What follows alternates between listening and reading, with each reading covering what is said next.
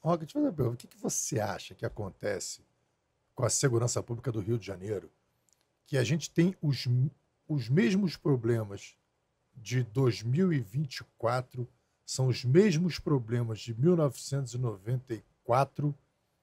A gente identifica o problema, reconhece o problema, Se acostuma se com o acostuma problema, com o problema e já não tem mais problema. passa a conviver com o problema. Convive com o problema.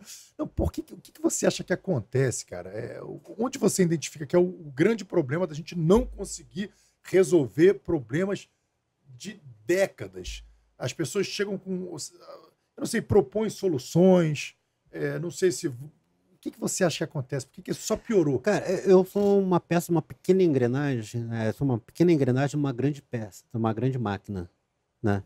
Então, você trabalhar nesse setor aqui, onde você identifica roubos de carga, furtos, roubos pedestre, você tenta inibir. Às vezes, o contingente da polícia, na época de 90, não era tão grande. E para cobrir uma faixa extensa, como é a Baixada, né? Então, ficava meio difícil. Eu acho que facilita isso aí também. Então, você não tem um número suficiente de policiais para poder cobrir determinados locais. Fica difícil. Porque você está aqui, é lógico que o vagabundo sabe que você está aqui, então ele vai roubar lá. Não. Isso acontece em qualquer lugar. E mesmo se você tiver um número de quantidade de policiais efetivo, ele vai saber que esse bairro aqui está bem policiado, então vamos assaltar outro bairro. Sempre acontece isso aí. Então acho que é difícil você colocar um policiamento efetivo que dê resultado, né, se você não tiver uma coisa cotidiana, dia a dia ali, fazendo isso. A dificuldade de ter guarnições a mais, de ter mais policiamento, às vezes por um número reduzido de policiais num batalhão. Muitas vezes um batalhão tem 600 homens, dependendo. Acho que São João não tem ideia de quantos homens são, mas imagine você botar ali esse efetivo para trabalhar todo dia. Mesmo assim, não é aquele efetivo todo, porque tem a parte da administração. Uhum. Então, é uma quantidade pequena para cobrir uma área tão grande. Mas uma pergunta, você prendeu muita gente na vida? Muita Sim. gente. Dessas pessoas que você prendia, a maioria das pessoas que você prendeu ao longo da sua carreira, era réu primário? Era a primeira vez que aquela pessoa estava sendo presa? Ou aquela pessoa estava sendo presa pela segunda, terceira, quarta, quinta? Não, já tinham antecedentes já. Então a maioria das pessoas que você prendeu Sim, ao longo da sua carreira eram pessoas com antecedentes? Já com antecedentes. Assim, eu às vezes eu identifico como um dos problemas essa ideia equivocada de que não, a prisão é para ressocializar a pessoa. Ninguém se ressocializa numa prisão. A partir do momento que a gente bota na cabeça que, olha, prisão é para você tirar aquela pessoa do convívio da sociedade, porque aquela pessoa demonstrou-se perigosa para a sociedade. Aquela pessoa, ela é um agente do caos, é um agente do sofrimento, é um agente da morte, da dor alheia. Então a gente precisa afastar essa pessoa da sociedade, porque ela não tem condições de viver em sociedade. O que acontece? Eu comecei a fazer uma análise disso aí desde essa época, de 90 para cá. Então, tinha a época da FEBEM, da FUNABEM, FEBEM. Então, tinha os menores. Porque os menores, na época de 90, não eram a grande máquina do tráfico. Naquela época, era bem restrito ainda. Começou aos poucos a ter menores. Mas quando os menores que trabalhavam no tráfico faziam uma situação, eles já paravam na FEBEM. Da FEBEM, ficava aquele tempo. Já ia lá voltava para o morro. Do morro começava a ser o quê? Vapor. De vapor. Vai ser... Não, passava a ser olheiro, de olheiro, vapor. De vapor, para ser segurança. Então havia uma hierarquia dentro da situação. Então, tem situações que ele já foi preso na FEBEM, depois foi preso por roubo, depois por tráfico, e assim continua subindo a hierarquia deles. O crime foi se organizando, né? Foi. Tanto que, se você vê índice de menores envolvidos na década de 90, era bem poucos. Você pega casos que as pessoas falam, mas tadinho, tá no início da vida, ele não sabe o que está fazendo. O Marcinho VP foi preso já como uma grande liderança de uma das maiores facções do país. Está preso, se eu não me salvo engano, há 20 anos.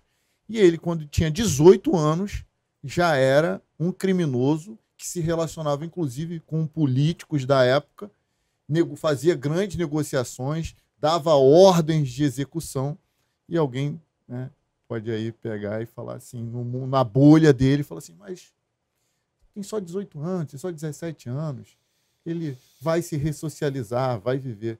Mas a gente tem como tratar isso sério, Roca, e depois quero até a tua opinião. A gente tem um código de processo penal que tem 83 anos de existência. 83 anos de existência. O nosso código de processo penal é de 1941. Né?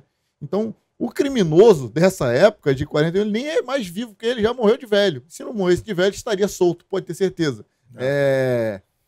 E hoje, no atual cenário político nacional, que são as pessoas que fazem leis, as pessoas que dão opinião sobre leis, que fundamentam decisões, dão pareceres que acabam, às vezes, também vindo para baixo para os magistrados estaduais, né? Como lei, acaba se tornando uma lei. Eu fico até preocupado. Antes, eu queria muito que mudasse o Código de Processo Penal, Código Penal. Hoje eu falo assim, pô, não é bom mudar não, hein? Não, se mudar, pior, hein? Se você perceber, o código não mudou. O que mudou foi a interpretação. O modo de interpretar ele mudou. Essa de você ver o código, a maneira que o juiz vê o código, a maneira que ele interpreta esse código. Porque 121, matar alguém é homicídio. É de modo doloso. Tantos anos de cadeia, tudo. Mas a interpretação disso aí mudou. A maneira de você olhar, vai ter um regime de progressão de pena, vai ter isso. Então, muita coisa mudou. Entendeu? Eu entendo muitas situações que é o seguinte, uma pessoa que rouba para alimentar sua família, entendeu? Vai no mercado, tem aquele roubo, o cara roubou a situação para alimentar que está com filho, alguma coisa, você entende a necessidade daquela pessoa. O furto, né? Que é assim, violência. Entendeu? Furto, alguma coisa.